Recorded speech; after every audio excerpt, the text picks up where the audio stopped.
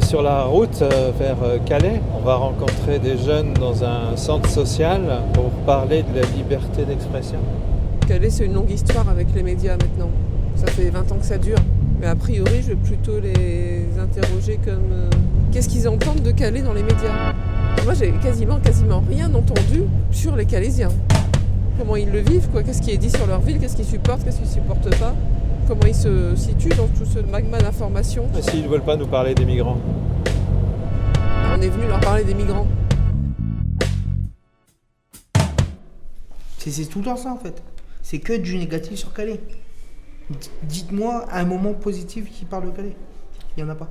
De nous, la Coupe de France. Voilà, la Coupe de France. Allez, si tu veux. C'est vrai, c'est un moment positif sur Calais. Si tu veux, ouais. Mais à part ça.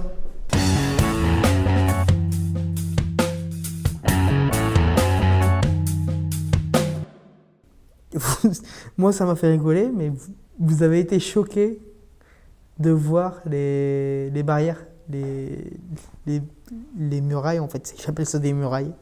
En fait, on est en prison. On avance, on est en prison. C'est comme si on rentrait dans une prison. On ne peut plus en sortir jusqu'à temps qu'on sorte de l'autoroute. Et ça donne pas envie d'entrer dans Calais. Ben, j'ai vu des messages d'Angleterre dire que Calais, c'était une ville en guerre. Ben, en fait, ce mur, à la base, c'est un mur pour empêcher les migrants d'aller sur l'autoroute, enfin, vaguement. Au-delà de ça, ce mur, pour les Calaisiens, la plupart du temps, quand on monte sur l'autoroute et qu'on voit ce mur, ou même le grillage qui est gigantesque, on a l'impression qu'on veut protéger les gens qui viennent ou qui partent vers l'Angleterre de nous. Et en fait, nous, on est en prison et les gens, ils esquivent Calais, quoi. Ben, les journalistes, ils vont certainement pas venir voir des petits jeunes du quartier pour demander leur avis sur la situation. Ils vont plutôt aller voir Madame le maire ou le préfet, le commissaire de Calais. Au-delà de ça, j'ai jamais vu un journaliste dans le quartier qui venait avec son bloc-notes et qui venait nous demander nous on pensait quoi. C'est la ville des migrants, c'est plus le Calais de la dentelle, du foot. C'est juste ça, c'est les migrants. Et ils oublient beaucoup que, au-delà de ça, il y a quand même une vie à Calais.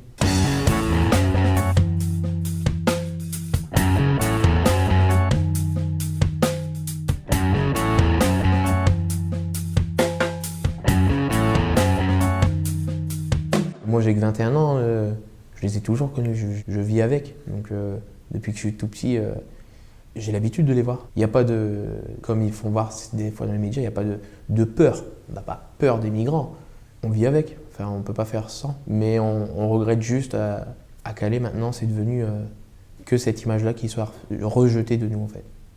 Si tu étais journaliste et que tu avais une caméra, qu'est-ce que tu ferais comme reportage?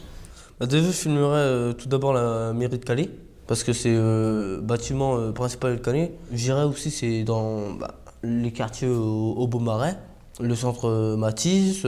J'ai interviewé les animateurs, ceux qui présentent les activités dans les quartiers, et aussi les jeunes, les enfants, pour voir différents points de vue, ce qu'ils pensent des activités. Eh ben, écoute, je suis arrivée avec plein de questions, c'est-à-dire comment eux ils pouvaient vivre le traitement médiatique des migrants à Calais, et j'avais pas anticipé que ce qui ressortait, c'est qu'eux ils souffrent justement d'être devenus des invisibles. Et ça c'est vraiment un point de vue de citadine qui habite à 200 km de Calais.